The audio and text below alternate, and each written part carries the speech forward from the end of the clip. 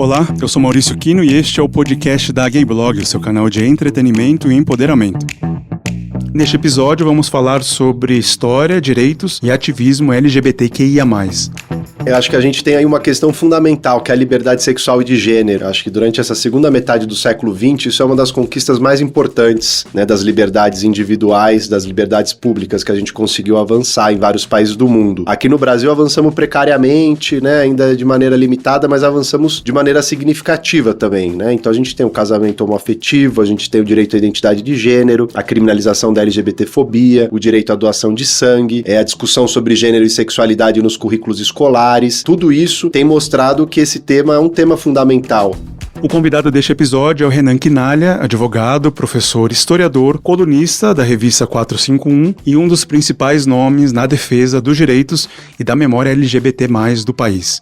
Ele é professor de Direito da Universidade Federal de São Paulo, onde também é coordenador do Núcleo Trans. Ele é também membro da Comissão de Direitos Humanos e de Diversidade Sexual da OAB de São Paulo. Quinalha é escritor e autor das obras Contra a Moral e os Bons Costumes, A Ditadura e a Repressão contra a Comunidade LGBT, Movimento LGBTI+, Uma Breve História do Século XIX aos Nossos Dias e coautor de Novas Fronteiras das Histórias LGBTI+, no Brasil, publicado pela Editora Elefante. Renan lança neste mês de junho o livro Direitos LGBTI+, Novos Rumos da Proteção Jurídica pela Edições Sesc SP. Gayblog, entretenimento e empoderamento. Olá, Renan, obrigado pela sua presença, um prazer tê-lo aqui no nosso podcast do Gayblog.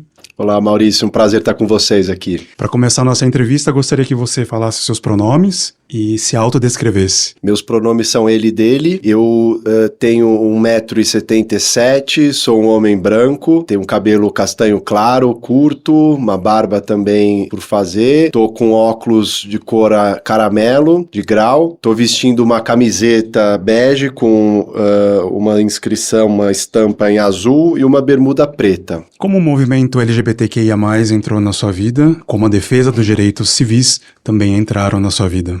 É uma história interessante porque chegou mais tardiamente, assim, eu já era militante político, já tinha, desde o movimento secundarista, eu estudei no Instituto Federal aqui em São Paulo, e aí logo me politizei no ensino médio, então comecei a participar do movimento estudantil, e quando eu entrei na Faculdade de Direito da USP, aqui em São Paulo, eu também segui militando e participando do movimento de direitos humanos, né, já como estudante de direito, mas trabalhando temas de memória, verdade, sobre a ditadura, muito com comissões de familiares de mortos e desaparecidos políticos da época da ditadura, sem um recorte LGBTIA+.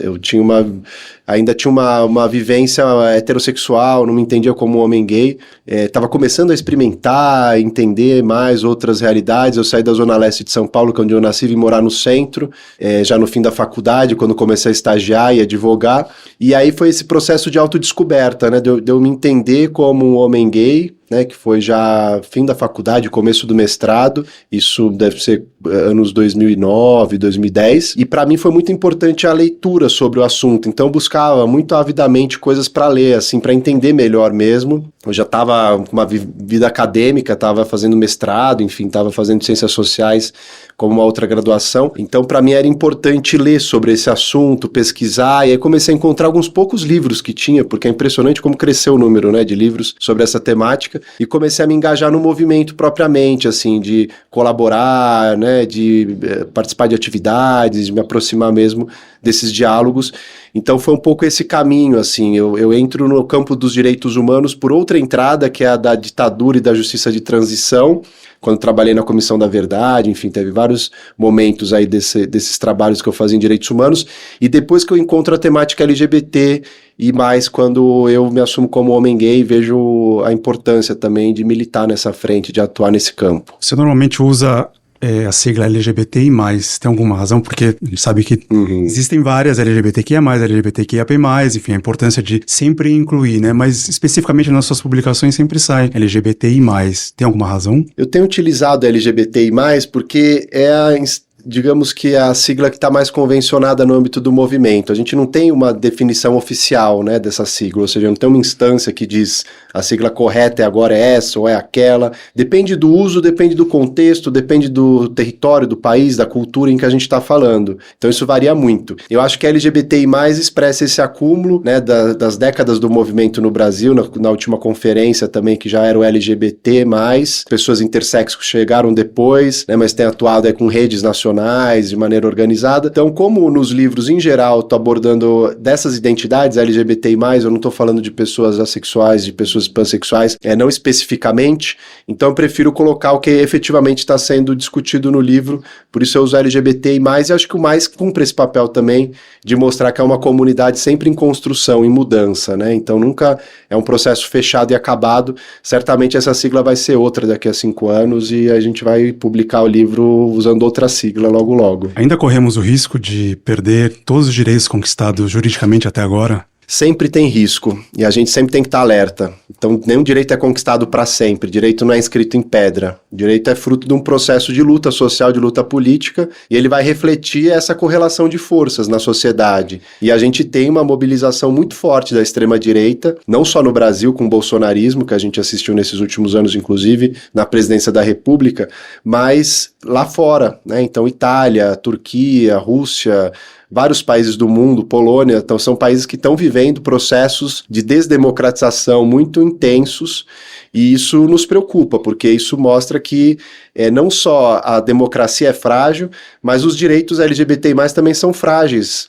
Porque sem democracia a gente não tem direitos para a nossa população, não tem inclusão da diversidade sexual e de gênero. Então a gente precisa estar muito atento a isso, sobretudo no Brasil, em que os nossos direitos são recentes, de 2011 para cá, ou seja, um pouquinho mais de 10 anos, uma década, e eles são direitos conquistados, reconhecidos pelo Supremo Tribunal Federal. Então a gente não tem uma lei aprovada pelo Parlamento, sancionada pelo Executivo, que dá maior proteção, maior consolidação mesmo, né, para a legislação. O que a gente tem são decisões judiciais, importantes, sem dúvida, né, e temos que defendê-las, mas é preciso ir além, a gente ainda precisa dar maior proteção e consagrar mais fortemente os direitos LGBTI+, e não deixar que eles sejam retirados, porque eles podem ser retirados, outros países têm mostrado isso no mundo. Em vários momentos você afirma, nos seus 2 livros, Movimento LGBT+, e Contra a Moral e os Bons Costumes, que o indicador fundamental do grau de liberdade, inclusão e democracia de um determinado regime ou governo é a maneira como ele integra ou não uma agenda de diversidade sexual. Você acabou de comentar alguns países e todo esse retrocesso que está acontecendo e que aconteceu no Brasil, né? Queria que você comentasse essa afirmação. Sim, eu acho que a gente tem aí uma questão fundamental, que é a liberdade sexual e de gênero. Eu acho que durante essa segunda metade do século XX, isso é uma das conquistas mais importantes, né, das liberdades individuais, das liberdades públicas que a gente conseguiu avançar em vários países do mundo.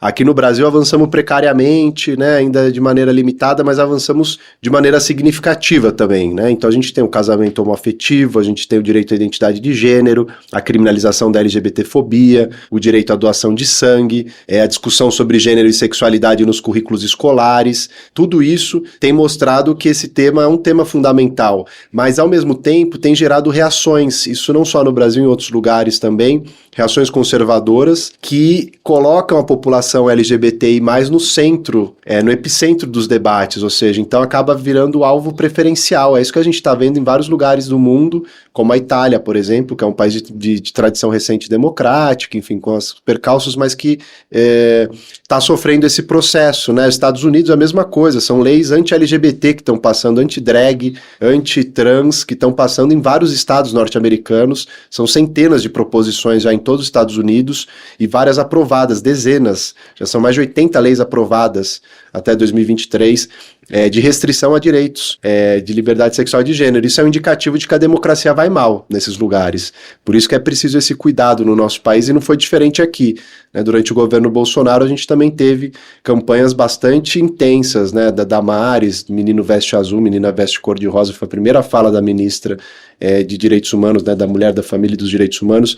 Então eu acho que tudo isso tem que nos colocar numa posição de alerta permanente, porque os direitos não podem ser só conquistados, eles têm que ser conquistados, mantidos, efetivados, tem um caminho longo depois da conquista formal do direito. Nas primeiras páginas do seu livro, Movimento LGBTI+, uma breve história do século XIX aos nossos dias, você faz uma dedicatória logo no início, que abre aspas, a quem veio antes, abrindo os caminhos do nosso orgulho. Você concorda que não dá para se falar sobre o movimento LGBTQIA+, no Brasil, sem mencionar 3 figuras, James Green, João Silvério Trevisan e Celso Cury? Sem dúvidas, são 3 figuras de referência, que essa trajetória dessas pessoas, né, marcam nesse momento do Brasil, ainda da ditadura, as possibilidades de desenvolvimento de um movimento organizado LGBTI+, e são pessoas que escreveram sobre, né, então Celso Cury teve a coluna do Meio no jornal Última Hora, em 1976 ele estava falando de questões LGBTI+, né, em plena ditadura, em 1976 você tinha um sujeito lá, dentro de um jornal jovem, né, Celso Cury,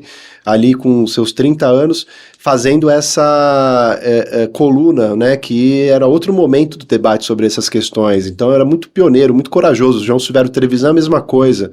Né, vai começar as organizações ali, chamando as primeiras reuniões do Grupo Somos. James Green também vai participar desse grupo, ainda nos anos 70, e são pessoas de referência porque escreveram obras importantes, mesmo com visões diferentes que eles têm sobre a política LGBT, o movimento, a história, a memória, mas são pessoas fundamentais, sem dúvida, que a gente tem que homenagear, que a gente tem que ler, que a gente tem que divulgar os trabalhos, porque realmente abriram os caminhos para o que a gente tem hoje, aí, das possibilidades que a gente encontra de discussão desses temas. Ainda no seu livro Movimento LGBTI+, eu elenquei aqui vários termos que, quando você lê, gera um desconforto de você ver como se reportavam as pessoas LGBTQIA+, né, como subversivos, anormais, desajustados sexuais, estranha fauna, em qual você desumaniza e animaliza a pessoa, degradantes, má influência, inversões sexuais, esse tipo de gente, e vários tipos de agressões, né, principalmente com pessoas travestis, como corte de cabelo e uso compulsório de hormônios masculinos, para voltarem a ser homens, e corpos que deveriam ser removidos e eliminados. A gente sabe que muita coisa se avançou na sociedade, mas o que você acha que precisa para mudar radicalmente esse cenário? Porque esses são termos que a gente escuta ainda faz parte do vocabulário de muitas pessoas, ainda mais com que a gente viveu recentemente, né? Eu acho que é uma disputa da cultura, né? Tudo isso mostra que ainda há muito estigma sobre a população, mesmo a gente reconhecendo algumas políticas públicas, alguns direitos, algumas pessoas acessando esses direitos, não toda a comunidade ainda, né? Muito desigual esse acesso. Eu acho que a gente tem uma questão cultural de fundo. Então eu acredito muito na educação e na cultura, né? À toa que eu sou professor e que eu tento dialogar para fora, muitas vezes, dessa bolha da comunidade, né, de tentar escrever um livro, por exemplo, como o Movimento LGBT+, que é um livro mais curto, com uma linguagem mais acessível, menos acadêmico, porque acho que a gente precisa ampliar esses debates, né, e colaborar com jornais, com televisão, com essas possibilidades de comunicar para fora da própria comunidade, porque a gente precisa educar a sociedade. Todo mundo foi educado, historicamente, no Brasil, a ser LGBT-fóbico. Esse é o normal, né, e essas falas refletem isso. Tudo que é diferente desse normal é desviante, é pecado, é doença, é crime, né, é algo negativo. Então a gente tem que fazer esse esforço, né, de reeducação mesmo das pessoas, e além dos embates, né, que vão acontecer. Mas eu acredito muito no poder da cultura mesmo e da educação. E acho que a arte, por exemplo, é um espaço importante nisso, né, porque ela toca pelo afeto, por outras dimensões. Eu fico feliz de ver a quantidade de produções audiovisuais LGBTI+, de teatro, né, de revistas, de livros de literatura, porque é dessa maneira que a gente vai, entre aspas, normalizando, entendendo que é possível ter essa diversidade, né, e suas manifestações nas mais diversas formas. Então, eu acho que por aí a gente vai criando uma outra cultura, né, que não é uma subcultura mais, como sempre foi guetificada, a gente no nosso gueto,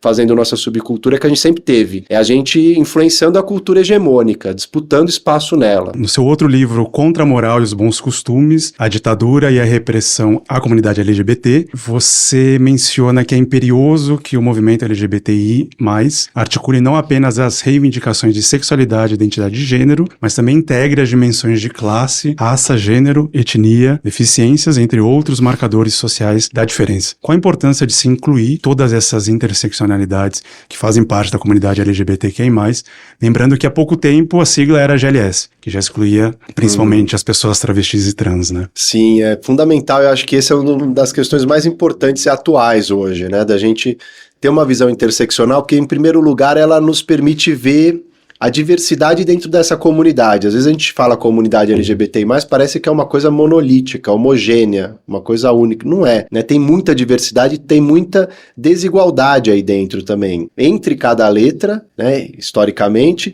e dentro de cada letra também, né? Se você falar de um gay branco que mora em São Paulo, né, que tem formação superior, ou de um gay na periferia de uma região da cidade do centro-oeste do país, etc. Ou seja, é muito diferente a realidade dessas pessoas do ponto de vista da vivência, também da sexualidade, não só da raça, da classe, mas também da sexualidade, porque essas coisas estão conjugadas. Então é fundamental que a gente olhe para essas identidades, não separando-as, né, porque você não pode se despir das suas identidades, né, elas são, a gente é marcado por várias identidades socialmente, atravessado por várias desigualdades, e é fundamental que a gente olhe para elas. E acho que isso permite ver mais complexidade dentro da própria comunidade e também mostra pra gente que não tem como a gente ter um mundo de LGBTI mais felizes, ou seja, não é só garantir casamento para todo mundo e direito à identidade de gênero, porque isso não resolve. Pessoas LGBTI mais também precisam de direitos sociais, também precisam de trabalho, de renda,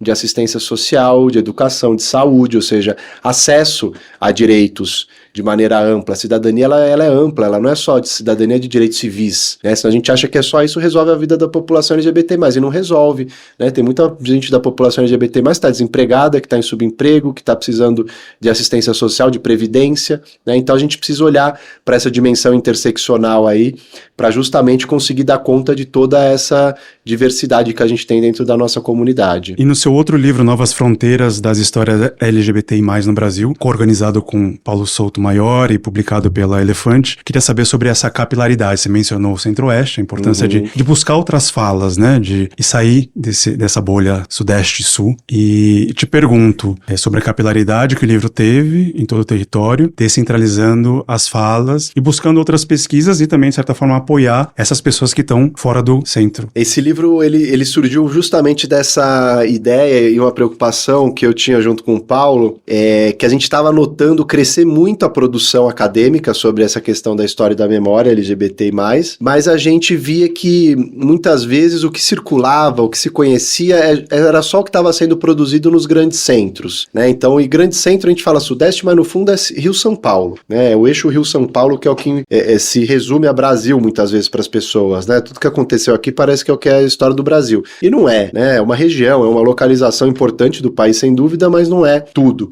Então a gente começou a acompanhar esse livro, a gente ficou mais de 5 anos acompanhando e monitorando as defesas de dissertações, teses de pesquisas acadêmicas por várias universidades do país, sobretudo as universidades que se expandiram pós anos 2000, que a gente teve um processo de interiorização também das universidades, né, no começo dos anos 2000. E isso vai refletindo também preocupações locais, então vai trazendo outras histórias, outras personagens, outras narrativas, preocupações. E a gente começou a convidar essas pessoas, falando, olha, você topa fazer um artigo mais acessível, linguagem menos acadêmica da sua pesquisa, para a gente publicar num livro? E a gente foi juntando esse material. Então o livro ele parte de novas fronteiras históricas, que são períodos menos cobertos pela literatura tradicional, novas fronteiras territoriais, que são regiões geográficas também que tem menos espaço, então tem textos sobre Pantanal, sobre Rondônia, né, o norte, centro-oeste do país, que são regiões menos nordeste também visitadas,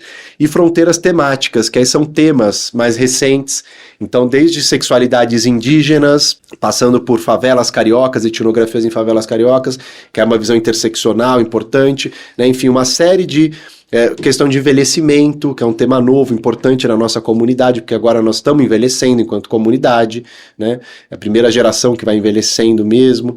Então, a gente tem essa diversidade de temas aí nesse livro que tenta justamente romper até com uma produção anterior minha, que é muito focada no eixo Rio-São Paulo, que é onde eu tenho condição de fazer pesquisa. Meus outros livros, no fundo, são histórias das grandes cidades, dos grandes centros urbanos. Mas nem todo mundo fugiu da cidade pequena, do interior, da zona rural para a cidade grande. Muita gente fez esse movimento na comunidade, mas nem todo mundo, porque não deu para fazer, porque não podia fazer, não tinha dinheiro para fazer, e essas pessoas ficaram nas suas regiões vivendo. Então interessa para a gente também saber como é a vida dessas pessoas nesses lugares, né? Então esse livro conta essas histórias. E foi um mapeamento que vocês fizeram, então, de trabalhos acadêmicos, de pesquisadores. Exatamente. A gente foi mapeando pelo país pessoas que a gente nem conhecia pessoalmente, que a gente viu o trabalho, gostou, conversou, convidou. Então ele tem um mosaico mesmo. É evidente que há lacunas, né? Nenhum trabalho é completo, porque o tema é impossível de ser esgotado. Esse livro já merece outras edições aí, enfim, né, uma coleção volume 2, volume 3, mas é uma questão interessante, porque também tem crescido muito, né, a quantidade de trabalhos. Então, antigamente era possível acompanhar, você falava, quem escreve sobre questão LGBT+, você tinha 3, 4 nomes, numa mão você já dizia. Hoje em dia não dá mais, isso é ótimo. Tem gente em todo lugar produzindo e cada dia eu descubro coisa nova, né? Então é muito bacana isso. E desses 24 trabalhos, tem algum que te chamou a atenção? Algum que comprovou algumas teses, alguns pensamentos que você vinha tendo? Olha, é difícil selecionar um só, assim, artigo. Tem muitos artigos incríveis nesse livro aí, eu sou suspeito para falar. Mas nem tem artigo meu, eu sou organizador e aí eu assumi uma postura de falar, eu sou de São Paulo, não vou escrever sobre, né, para abrir espaço. A gente até brincou que tinha uma sudestofobia aí no livro, né, ou seja, ninguém do Sudeste. Mas tem o livro do Luiz Motti que abre, né, o Luiz Motti é um pesquisador consagrado e ele fez um trabalho, esse artigo dele sobre a Inquisição é um dos textos que eu acho mais completos e interessantes que existe hoje sobre essa temática. Quem quer estudar a Inquisição no Brasil tem que olhar esse texto dele, ele faz uma cronologia incrível, assim, das fontes, dos estudos que ele há décadas vem conduzindo e fazendo. Eu acho esse um texto incrível. O legal do livro é isso, a gente juntou desde pessoas mais consagradas como o Luiz Motti, até textos como o do Guilherme Passamani, que fala do Pantanal, né? Então é super interessante, ele fala de uma personagem que viveu ali no Pantanal, numa cidade de fronteira, né, etc. Então faz uma etnografia ali, que é um texto super interessante. Tem o da Silvia Guião também, do Paulo Vitor, que é muito legal, sobre uma etnografia, que os dois conduziram etnografias separadas, eles depois se juntaram para fazer esse texto em favelas cariocas, então traz essa visão da interseccionalidade muito presente, né? E o da Laure Miranda, que é em Rondônia também, uma travesti, que foi a primeira travesti a conquistar o doutorado. Ela defendeu mês passado na Federal do Rio Grande do Sul, o doutorado dela. E é um texto super interessante também, que é uma parte da pesquisa da tese dela. Então, deixo o convite para o pessoal conhecer mais o livro aí, porque são vários textos bem interessantes, são 24 textos. Um dos nossos convidados que passou aqui pelo podcast, Daniel Kehl, diretor da ONG Todes, deixou uma pergunta para você. Oi, Renan, prazer conversar contigo novamente. Obrigado por todo o apoio que você vem dando pela Todes, assim, acho que é muito potente a tua voz e também como liderança LGBT, assim. Eu consumo muito teu conteúdo sobre história do movimento LGBT, principalmente a história do movimento LGBT aqui no Brasil. E é muito importante a gente olhar para o nosso passado, a nossa história, se apropriar dessa história e lutar para que não aconteça o que aconteceu, né? Acho que isso é importante da história e da cultura. Mas a minha pergunta é sobre o futuro. Eu acho que você, como historiador, como professor, qual que é o futuro? O que você deslumbra para a comunidade LGBT, assim? Qual que seria a tua utopia, um sonho LGBT para a sociedade, assim? É ótimo também dialogar com você, Daniel. A questão é excelente para a gente pensar as possibilidades de futuro, né? E de horizonte mesmo, de utopia para a nossa comunidade. A gente, em geral, foi colocado num lugar sempre muito reativo, defensivo, né? A gente querendo sobreviver só, né? E acho que hoje a gente consegue ampliar mais a nossa lente para não só sobreviver. A gente não quer só sobreviver, né? Não ser assassinado, não sofrer LGBTfobia. A gente quer um projeto de país que seja inclusivo, que seja diverso, ocupar espaços de poder, né? Ter políticas públicas adequadas nas várias frentes aí que importam para a nossa comunidade. Então, minha utopia passa por esse lugar, eu acho, que é converter essa posição defensiva da sobrevivência que a gente sempre foi colocado aí, né, e a gente resistiu como pôde, com a nossa criatividade, com a energia que a nossa comunidade tem, enfim, com tudo que a gente tinha de recurso. Com muito pouco nós fizemos muito, eu acho, né, a ponto da gente conseguir pautar hoje nossa agenda de uma vida plena, de uma vida digna, de cidadania, que eu acho que, no fundo, é um projeto para o país e que não beneficia só a gente. A liberdade sexual e a liberdade de gênero é algo que beneficia todas as pessoas, heterossexuais, cisgêneras, né? Ou seja, isso é algo que, né, o direito ao prazer, que foi uma luta sempre central para a nossa comunidade, isso é algo que toda pessoa tem que ter direito ao seu prazer, né, a usufruir da sua sexualidade de maneira livre, de maneira que seja, né, prazerosa mesmo. Então, eu acho que a gente tem essas possibilidades de futuro hoje e acho que eu sou otimista em algum grau, assim, óbvio que acho que a gente tem que ser cauteloso, um otimismo cauteloso, mas eu acho que a nossa trajetória nos mostra, né, que é possível construir esse caminho.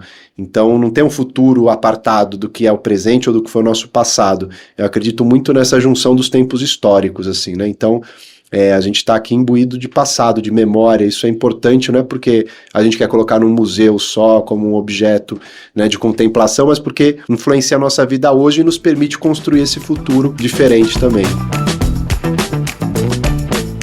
No final do seu livro Contra a Moral e os Bons Costumes, você menciona 2 momentos. A escrita da tese e a defesa do doutorado, 2017. Momento da publicação em 2021, logo ali pós-pandemia, ou durante a pandemia. E hoje, 2024. Quais novas reflexões e dados você traria? Sim, esse trabalho Contra a Moral, ele remonta à época que eu trabalhei na Comissão da Verdade, que foi 2012 a 2014.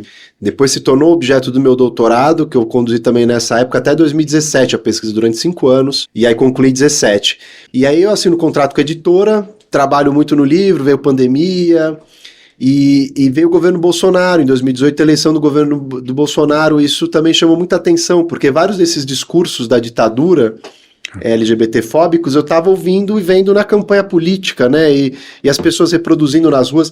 Então, para mim, um trabalho aí que caiu a ficha para mim, que um trabalho que eu achava que era historiográfico, no fundo era um trabalho sobre o Brasil de hoje, porque essa ditadura não passou ainda, em vários sentidos, essa ditadura ela persiste, né, então isso me caiu a ficha naquele momento, né, da importância e da atualidade do trabalho nessa perspectiva também. Acho que em 2024 a gente vive um momento de reconstrução dessas arenas e espaços, né, acho muito interessante ver como a história tem esses seus caminhos, né? Hoje eu estou presidindo um grupo de trabalho no Ministério de Direitos Humanos que é de memória e verdade LGBTIA+, então é a ideia ali de a gente não só sistematizar as violências da nossa história, da colonização até hoje, entender todos os tipos de violência que foram praticadas contra a nossa comunidade, documentar isso oficialmente e recomendar políticas de reparação histórica, né? Isso é uma coisa inédita no mundo, a gente não teve outro país que tenha feito algo dessa magnitude e nós estamos fazendo, e esse é o mesmo país dessa ditadura, é o mesmo país que em 2018 elegeu Bolsonaro. Então acho que tem essas mudanças e disputas que estão acontecendo que são interessantes de notar aí entre esses anos de 17 a 24. Quando eu li o livro, você mencionou que era um discurso da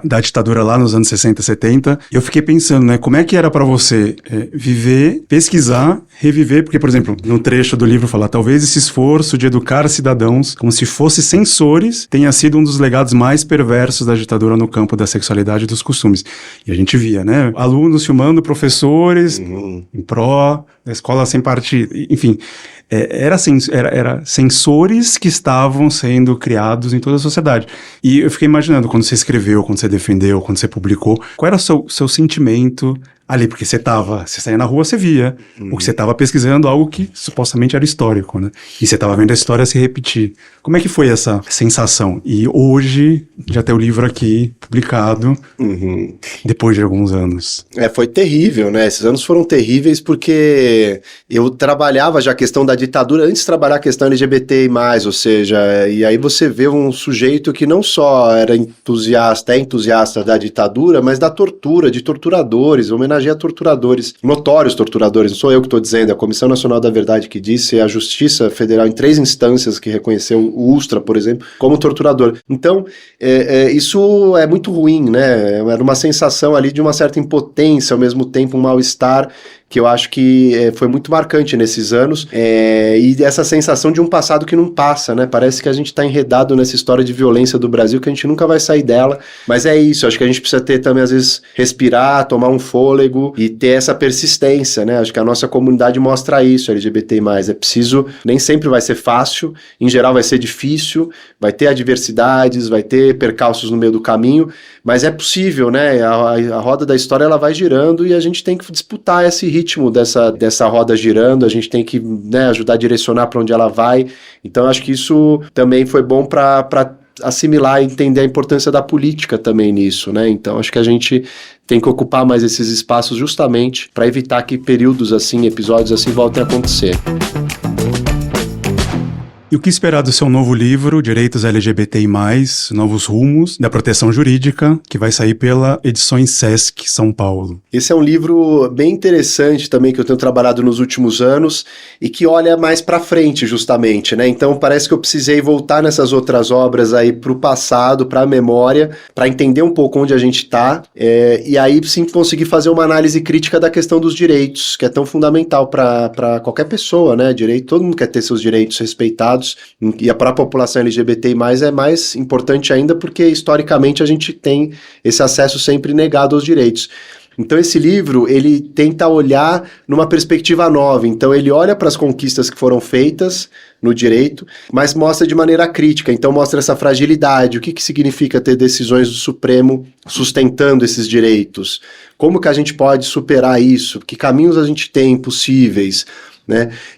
Olhando para questões, por exemplo, dos direitos das pessoas trans e intersexo, esse finalzinho da sigla, que é muito menos discutido, comentado, né? Tem muito esse conteúdo também no livro, e de alguma maneira olhando para o futuro, né? Então olha para o direito internacional, esses retrocessos conservadores, né? Então são vários campos do direito ali que estão abrangidos, é um livro coletivo também, tem pessoas de todo o país escrevendo, e ele vai ser lançado dia 19 de junho no Sesc da Avenida Paulista, às 19 horas, já deixo um convite também para quem estiver acompanhando, vai estar Felipe Cato, enfim, é uma das pessoas que vai participar da conversa, e autores e autoras do livro também. Renan, muito obrigado pela sua presença, muito bom ter a tua fala, tudo que você traz de como pesquisador, como historiador. Prazer enorme, Maurício, eu sempre acompanho o Gay Blog, essa parceria nossa é super importante, eu acho, também para a gente conseguir furar bolhas e poder divulgar esses trabalhos que interessam para a nossa comunidade.